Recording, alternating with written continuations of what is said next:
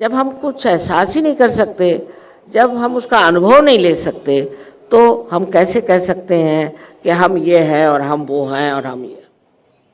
सबसे पहले अपने को जानना ज़रूर है। कुरान में तक मोहम्मद साहब ने ये लिखा, बहुत सी बातें कुरान तो उन्होंने लिखी, ये हाथ है मेरे, ये पैर है, ये शरीर है, ये मेरा है, लेकिन मेरा कौन है वो मैं, उस मैं को जानना ज़रूरी है। और उसके लिए कोई जप तप करने की ज़रूरत नहीं, कुछ भी करने की ज़रूरत नहीं। आप ही के अंदर बसी हुई ये कुंडलिनी शक्ति जागृत होकर के आपको जब उस परम चैतन्य से एकाकारिता दिला देगी, तब आप स्वयं जान जाएंगे उस प्रकाश में आत्मा के कि आप कौन।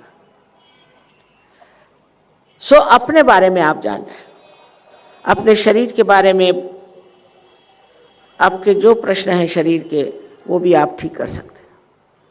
कितने ही शारीरिक प्रश्न सहयोग से ठीक हुए, इसमें कोई शंका नहीं। ब्लड कैंसर ठीक हुआ, कैंसर ठीक हुआ और एड्स तक ठीक हुआ। पर एड्स के लोग इस कदर ज़बरदस्त और इतने अहंकारी होते हैं कि बड़ा मुश्किल है उनसे ये बताना कि तुमको थोड़ा सा नम्र होना चाहिए, बहुत ही कठिन बात है। लेकिन इस तरह की अनेक बीमारियां आज सहयोग से ठीक हो रही हैं। उसमें आपको पैसा देना नहीं, कोई जाके अस्पताल में कोई तरह की जैसे डायग्नोसिस के लिए जान ले लेते वैसे कोई काम करने के नहीं। आपके उंगलियों पे पता चल सकता है कि आपको क्या बीमारी, आप खुद ही जानिएगा कि आपको क्या बीमारी। इस बीमारी का इलाज बहुत आसान है। बड़े मुश्किल से दिनों बाद वाशी में हमने एक क्यूरेटिव सेंटर बना दिया है। वहाँ जा कर के आप अपनी बीमारियाँ भी ठीक कर सकते हैं। पर बीमारी ठीक करना किस लिए अच्छे शरीर चाहिए। हमारे पास तो पहलवान आते हैं, कहते माँ हमें आप शांति दीजिए, हमें अब बहुत हो गया, हमारे शरीर तो बहुत अच्छे हैं, लेकिन अब हमें शांति चाहिए। यही शांति आपको सिर्फ अपने को जानने के बाद हो जाएगी कि जब आप समझेंगे कि आप कितने गौरवशाली, आप कितने वैभवशाली और आप कितने शक्तिशाली, उस वक़्त ये शांति आपके अंदर प्रस्थापित होगी। और जो बेकार के विचार जो आपको रात दिन तंग करते हैं और तकलीफ़ देते हैं, वो सब खत्म हो जाए। ये जो शांति आपको प्राप्त होनी है, इस शांति की बड़ी आवश्यकता है। उस शांति के बाद अनेक और चीज़ें आपको समझ में आती हैं कि आप में कितनी सृजनशीलता है, क्रिएटिविटी है। ऐसे ऐसे लोग जिन्होंने कभी भी कोई कविता नहीं, कभी भी उनके समझ में नहीं आया कि काव्य क्या होता है, वो एकदम बड़े बड़े कवि हो गए, बड़े बड़े वक्ता हो गए, ओरेटर्स हो गए, बड़े बड़े म्यूजिशियंस हो गए। न जाने कहाँ से कहाँ लोग पहुँच गए हैं सहज में आकर। एक बात नहीं कि एक दो हुए, अनेक अनेक ऐसे हो गए। लेकिन मुश्किल यह है कि उसमें खोजने वाले जो हैं वो असली लोग होना चाहिए। जैसे मराठी में कहा है कि त्याला पाहिजे जातीचे।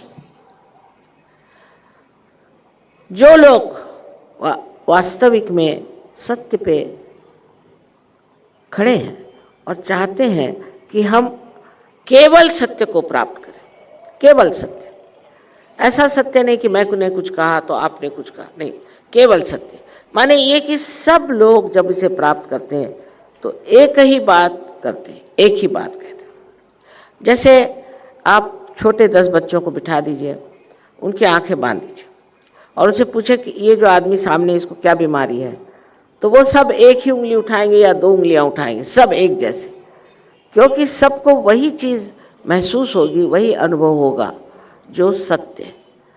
अगर एक आध आदमी, आपके आजकल तो ऐसे बहुत निकल आए हैं, जहाँ देखो वहीं उनके इश्तहार लगे हुए हैं, बाबा जी लोग, बाबा जी भी हैं और बहुत से बीबी जी भी हैं, सब दूर दुकानें खोल रखी। ज़्यादा दूर जाने की ज़रूरत नहीं, अगर किसी ने दुकान खोली तभी समझ लेना चाहिए कि माँ चोर है। लेकिन अगर आपको पता लगाना है तो सहयोग से आप पता लगा सकते हैं अपने हाथ इस तरह करके कि ये जो आदमी अपने को बड़ा भारी साधु संत कहता है, ये है या नहीं। एकदम आपको उंगलियों पे पता चल जाएगा कि इस आदमी के कौन से चक्र पकड़ रहे हैं और ये कितना झूठा। बहुत से लोग तो जेल से छूट के आते हैं, अगर उधर यूपी में जेल से छूटे तो गेरुआ वस्त्र पहन के यहाँ आएंगे और यहाँ से छूटेंगे तो उधर चले जाएंगे। इतना बड़ा देश है, किसको क्या पता। और सब बाबा जी बन के घूमते हैं और ऐसे बाबा जी के पीछे अनेक लोग लगे हुए हैं। लोगों को लगता है अब अपने पास पैसा, चलो बाबा जी के पास चले और कुछ उनसे प्राप्त करें। आप पैसे से कैसे खरीद सकते हैं भगवान को? क्या पैसा समझ में आता है क्या? आप ही सोचिए, अकल काल का कोई आदमी आपसे पैसा मांगता है तो चलो भाई पैसों से ही मिल जाए तो क्या है। ये चीज़ पैसों से नहीं मिल सकती, ये पैसों से परे अपने अंदर बसी हुई आप ही की अपनी शक्ति से प्राप्त हो सकता है। और इसको प्राप्त करना आपके लिए बहुत आसान है। ये आपकी अपनी शक्ति है, इसके लिए कहीं उधार मांगने की ज़रूरत नहीं, कुछ उसके लिए कोई आपको सर्टिफिकेट लेने की ज़रूरत नहीं। आप ही स्वयं इसको प्राप्त करके और आप ही जानिएगा कि आपने इसे प्राप्त किया। एक संस्कृत में कहा है, नहीं कस्तूरी का मोदाह शपथे न विभाव्यते। माने जब कस्तूरी सामने रखी जाए तो थोड़ी कसम खानी पड़ती कि ये कस्तूरी है, उसका तो सुगंध आता ही। इसी प्रकार जब आप आत्म साक्षात्कार को प्राप्त करते हैं तो आपके अंदर खुद ही इसकी जागृति होती है। आप जानते हैं कि आपने आत्म साक्षात्कार प्राप्त कर लिया, किसी और के सर्टिफिकेट की कोई ज़रूरत नहीं। पर इसके जो प्राप्त करने के बाद जो कुछ आपको लाभ होता है वो अनगिनत है, अनगिनत है। जैसे मैंने कहा कि पहले तो शारीरिक लाभ, फिर मानसिक, मनुष्य शांत हो जाता है। अब शांति के लिए न जाने दुनिया में कितनी लोग बातें करते हैं, शांति होनी चाहिए, शांति। अरे कैसे होगी शांति? जब तक आप स्वयं अंदर से शांत नहीं होंगे, शांति कैसे हो सकती? जो मनुष्य कहते हैं कि हम शांति करने आए हैं, शांति का पाठ करने आए, खुद उनमें शांति नहीं, ऐसे लोगों के पास शांति देने का या शांति के लिए कोई इनाम लेने का कोई अधिकार नहीं। अब हमें जानना चाहिए कि शारीरिक, मानसिक, बौद्धिक हर तरह के हमारे प्रश्न सब ठीक हो जाते। तो किसी ने हमसे पूछा कि माँ आपका जो आर्थिक प्रश्न है वो भी ठीक हो जाएगा? मैंने कहा क्यों नहीं, आर्थिक प्रश्न भी ठीक होता। आर्थिक प्रश्न का सबसे बड़ी चीज़ है समाधान। आपको आज एक समझ लीजिए चाहिए हो कि आप कहेंगे चलो मैं मोटर खरीदूँ, मोटर खरीद ली, समाधान नहीं। उसका फ़ौरन मुझे घर खरीदना, घर खरीद लिया तो भी समाधान नहीं। समाधान आपको मिलना ही नहीं है, क्योंकि जैसे कि अर्थशास्त्र में लिखा है, इकोनॉमिक्स में लिखा है कि मनुष्य की जो इच्छाएं हैं वो सामान्य तरह से सर्वसाधारण कभी तृप्त नहीं होती। आज एक है तो दूसरी, दूसरी है तो तीसरी, तीसरी चौथी, लेकिन इसके बाद समाधान आता। समाधान माने ये कि आज मैंने सोचा कि चलो आज सबसे मिल लें, देखा कि सामने से चले आ रहे हैं, जिससे मिलना है वो सामने ही चले आ रहे हैं। अरे भाई मैंने तो सोचा था कि आप दिल्ली में, नहीं नहीं मैं तो कल ही यहाँ आया था और आपसे मिलने चला। कोई भी चीज़ आपकी ज़रा सी भी इच्छा हो वो फौरन आपके साक्षात हो जाए, ये कमाल है। इसी को चमत्कार लोग कहते हैं। मैं इसे चमत्कार नहीं मानती हूँ। जो चारों तरफ फैली हुई ये शक्ति है, इतनी शक्तिशाली, इतनी सूझबूझ वाली और इतनी प्यार करने वाली शक्ति है कि ये सब चीज़ का इंतज़ाम पूरा करे। इस शक्ति के कारण आप पूरी तरह से अभय आपके अंदर है। कोई आपको छू नहीं सकता, कोई आपको सता नहीं सकता। जो सताएगा वही उसी के मात होगी। आपको आश्चर्य होगा कि पल पल आपको नजर आएगा कि किस तरह से ये शक्ति आपके साथ कार्य कर रही है। मैं आपसे झूठ नहीं बोल रहा, ये बिल्कुल सच बात है कि इस शक्ति में उतरना बहुत ही आवश्यक है। क्योंकि अगर ये आप ही की है, जब आप ही को इसे प्राप्त करना है, तो फिर आप मना क्यों करते? तब आप में इतनी सूझबूझ क्यों नहीं? तब आप में इतनी समझ क्यों नहीं कि जो हमारा है उसे हम क्यों न प्राप्त करें? जो हमारी संपत्ति है हम उसे क्यों न प्राप्त करें? दूसरी बात जो होती है वो ये कि आपका चित्त एकदम शांत हो जाता और उस चित्त में प्रकाश आ जाता है। उस प्रकाश में आप देखते हैं आपके लिए क्या ठीक है और क्या बुरा है। बहुत सी आदतें मनुष्य लगा लेता है, ऐसी आदतें कि जिससे छुटकारा नहीं पा सकता, बड़ी कोशिश करता है और वो सब नाश करने वाली आदतें होती हैं। बहुत कोशिश करता है कि मैं इससे छुटकारा पा लूँ, उसका नहीं छुटकारा होता। उसका कारण यही है कि मनुष्य अभी भी एक बंदी स्थिति में है, अभी भी वो बंदी है। लेकिन जब वो इस चीज़ को प्राप्त करता है तो इस प्रकाश में सब चीज़ छूट जाती है। जैसे कि आपके हाथ में सांप है और आप छोड़ना नहीं चाहते अंधेरे में, सोचते हैं ये रस्सी, पर जैसे थोड़ा सा प्रकाश आता है अपने आप वो चीज़ छूट जाती है।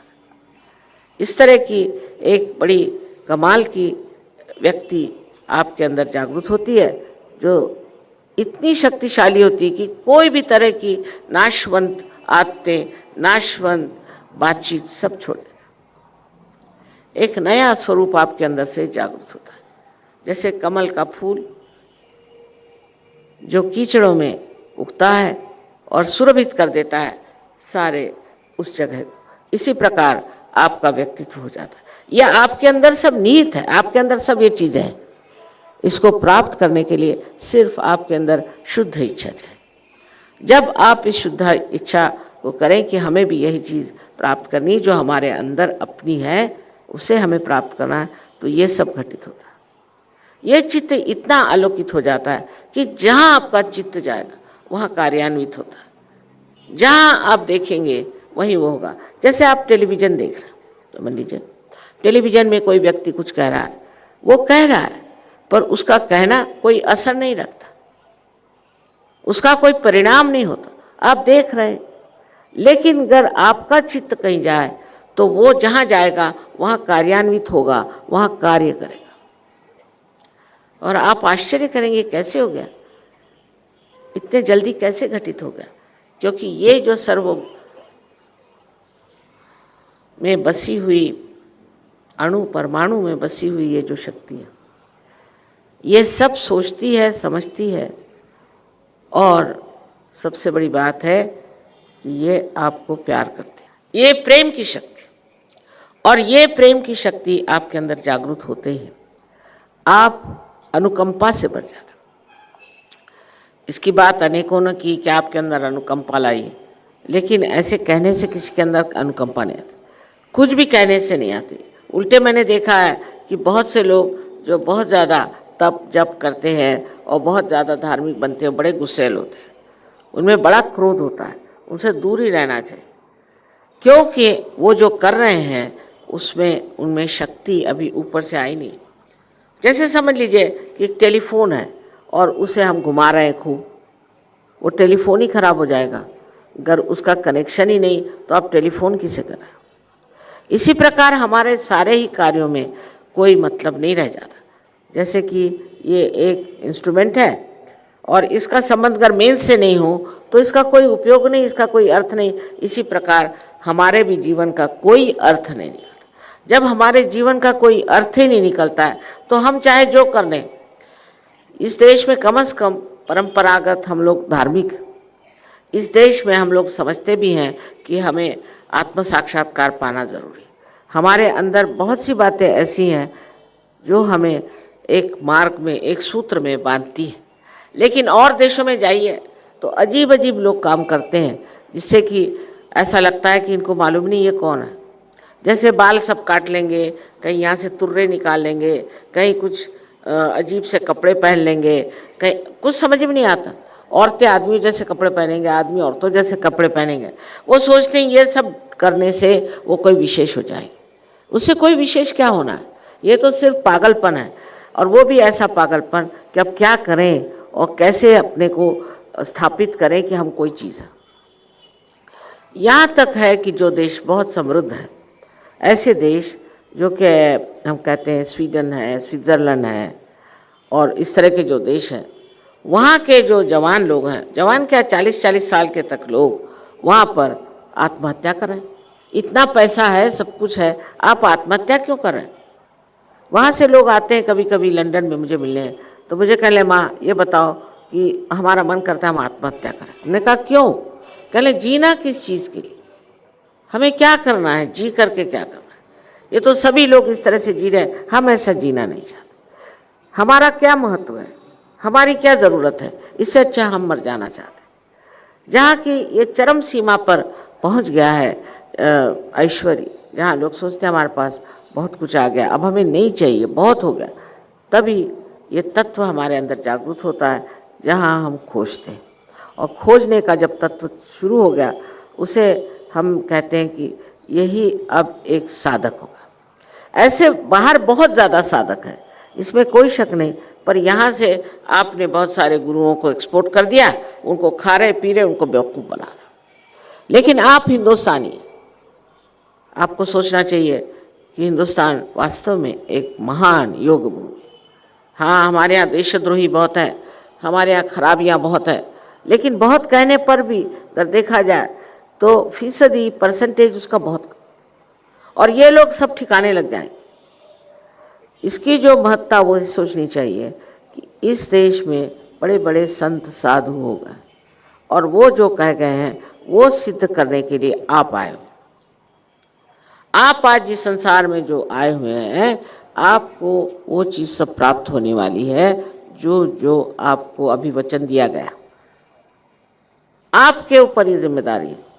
देशद्रोहियों को भूल जाइए, गलत लोगों को भूल जाइए, दुष्टों को भूल जाइए, उनका तो कोई इलाज नहीं। नामदेव ने कहा है कि दुष्ट होता है और दुष्ट रहता है, उससे दूर ही रहना चाहिए। खा कि जैसे मक्खी है, मक्खी अगर किसी खाने पर बैठ जाए तो उल्टियाँ करो, और कहीं गलती से मक्खी खा ली, वो मर भी जाएगी तो भी आपको मार डाले। इसी तरह से दुष्ट लोग होते हैं, उनसे मेरा मतलब नहीं। मेरा मतलब उन लोगों से है कि जो सर्वसाधारण समाज में अच्छे लोग हैं और जो समझ नहीं पाते कि वो ज़िंदगी में क्यों है। बहुत से लोग इसलिए भी खराब हो जाते हैं क्योंकि उनको कोई सहारा नहीं रहता। अपना ही सहारा हमें खोजना है। हमें किसी गुरु के पास जाने की ज़रूरत नहीं, कुछ नहीं, आप ही अपने गुरु होने वाले, आप ही को अपना मार्गदर्शन मिलने वाला है, और उस मार्गदर्शन में चलते चलते आप समझ जाएंगे कि आप हैं क्या। आप कोई कम चीज़ नहीं, विशेषता एक मानव स्वरूप हैं, और आप पैदा हुए इस भारत भूमि पर जो एक महान योग भूमि है। मेरा विश्वास करिए कि महान योग भूमि है ये। इसके जर्रे जर्रे में चैतन्य भरा हुआ है, इसके कण कण में चैतन्य भरा हुआ है। और जब आप जागरूक हो जाएंगे तो आप समझ जाएंगे कि आज जिस पृथ्वी पर आप बैठे हैं, ये पृथ्वी कितनी महान है, और इस महानता के जो आप एक उसमें नागरिक हो गए हैं, इसका कारण आपने भी कुछ बहुत पुण्य कर्म किए हैं, नहीं तो यहाँ जन्म होना आसान है। उसी वक्त परीक्षा के लिए भी बहुत से दुष्ट लोग भी पैदा होते हैं, कोई हर्ज नहीं, जितने भी दुष्ट आ जाएं, जब आप जागरूक हो जाएंगे तो उनकी दुष्टता ही सामने नज़र आ जाएगी, वही दुनिया के सामने गिर जाए। ये बड़ी बड़ी बातें नहीं हैं, ये असलियत है, और ये सब कुछ आपके अंदर है। आप कहेंगे कि माँ आप तो बड़ी अजब बातें कर रही हैं। सारी दुनिया ही अजब हो जाती है जब आप एक बार आत्मदर्शन पा लेते हैं। सारे संतों को आप समझ लेंगे, सारी जो जो बड़ी बड़ी बातें आपने सुनी हैं और देखी हैं और पढ़ी है, वो सारे नज़र आने लग जाएगा। अभी तक तो आप सिर्फ शब्दों के जालों में फंसे हो। एक तरह का ऐसा व्यक्तित्व आपका बन जाएगा कि दुनिया देख कर हैरान होगी कि अरे ये तो कल का वो, आज इसको क्या हो। ये जो अनुकंपा है, इसका आज तक किसी ने उपयोग ही नहीं किया। इस शक्ति को किसी ने इस्तेमाल ही नहीं किया। आज तक प्रेम की शक्ति किसी ने इस्तेमाल नहीं करी। कुछ ना कुछ भेद करने की शक्ति कि चलो कुछ नहीं तो तुम ये अलग हो, तुम अलग हो, तुम इनसे लड़ो, तुम उनसे लड़ो। पर प्रेम की शक्ति में सबसे बड़ी बात यह है कि आप सब एकजुट एक साथ बन जाते हैं। आज आप जानते हैं कि सहयोग 65 देशों में बहुत ज़ोरों में चल रहा है, और पता नहीं है तो लोग कह रहे हैं कि इससे बहुत ज़्यादा देश है, लेकिन जो बहुत ज़ोरों में सहयोग चल रहा है 65 देश है। और इन 65 देश के हर एक सहयोगी आपके अपने नज़दीकी है। जैसे ज्ञानदेव ने कहा है, तेची सोयरी को होती, वही आपके रिश्तेदार हो जाएंगे, और आप हैरान हो जाएंगे कि कहाँ से सब जुट गए मेरे, ये सब मेरे रिश्तेदार कहाँ से जुट गए। जो असली रिश्तेदार, उनको आपके प्रॉपर्टी से मतलब नहीं, आपके पर्स से मतलब नहीं, सिर्फ आपके प्यार से मतलब। इस प्यार की दुनिया में उतरना ही बहुत जरूरी। जब तक इस प्यार की दुनिया को नहीं जानिएगा, आप अपना भी महत्व नहीं समझ सकते कि आप कितने महान हैं। इस प्यार की जो शक्ति है उससे आप सारे संसार को समेट सकते हैं, क्योंकि आपके अंदर एक नई चेतना जागृत होती है और उस चेतना को हम सामूहिक चेतना कहते हैं, कलेक्टिव कॉन्शियसनेस, जिससे कि आप दूसरों को महसूस कर सकते। जैसे कोई आदमी आपके सामने आ जाए, वो तबीयत, अभी जैसे ये महाशय आए थे, फ़ौरन मैं समझ गई इनको क्या तकलीफ, पर वो मचलने लग गए, आफत करने लग गए, नाटक करने की कोई ज़रूरत नहीं। मैं समझ गई इनको क्या तकलीफ़ है और वो तकलीफ़ ठीक हो सकती है यहाँ मचलने से नहीं, सहयोग करने से। सहयोग करे तो उनकी तकलीफ़ें सारी दूर हो जाए। लेकिन वो यहाँ नाटक करने आए थे, करने दें, लेकिन उससे कोई फ़ायदा नहीं होगा। फ़ायदा होगा जब आपकी कुंडलिनी जागृत होकर के आपको इस परम शक्ति से एकाकारिता दे। मेरी बातचीत, भाषण से भी फर्क नहीं पड़ेगा, फर्क पड़ेगा सिर्फ इस घटना से। इसको एक्चुअलाइजेशन कहिए, इसका साक्षात होना चाहिए। जब इसका साक्षात होगा तभी आपको अपना भी साक्षात होगा और आप समझ लेंगे कि आपको मैं जो बात बता रही हूँ वो एकदम बिल्कुल सत्य है। इस पर ये जान लेना चाहिए कि ये सब होने के बाद आप परमात्मा के साम्राज्य में आते। परमात्मा का साम्राज्य पूरी तरह से अलौकिक है और उसका कार्य इतना सुंदर और इतना मज़ेदार होता है। जिस तरह से नाटक खेलते उस तरह से उनके साम्राज्य में ये परम चैतन्य जो है ये कार्यान्वित होता है। इससे बढ़ के होशियार, इससे बढ़ के प्रेममय और इससे बढ़ के एफिशिएंट जिसको कहना चाहिए और कोई भी शक्ति नहीं। इसके बारे में जितना भी बताऊं उतना कम है, पर मैं कहूँगी कि आप इसका अनुभव करें। इसका अनुभव आपको मिलना चाहिए, जिसके आप हकदार हैं, इसे आप प्राप्त करें। कोई मुश्किल नहीं है। अब देखिए, बम्बई शहर में आज सालों से मैं यहाँ मेहनत कर रही हूँ, काम कर रही हूँ, पर यहाँ के लोग अभी भी उनका चित्त जो है उस और नहीं है जहाँ इसे खोजना चाहिए। उनका चित्त और जगह, इसलिए चल भी चल रही थी।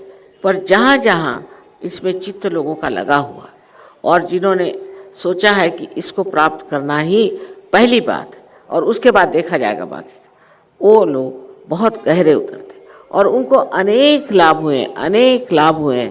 और ये लाभ से भी बढ़ के सबसे बड़ा लाभ ये है कि आप आनंद के सागर में डूब जाते। हिंदुस्तान में तो इतना नहीं, फिर बाहर आप रास्ते पे चलिए तो ऐसा लगता है कि ये लोग किसी स्मशान भूमि से लौट रहे हैं।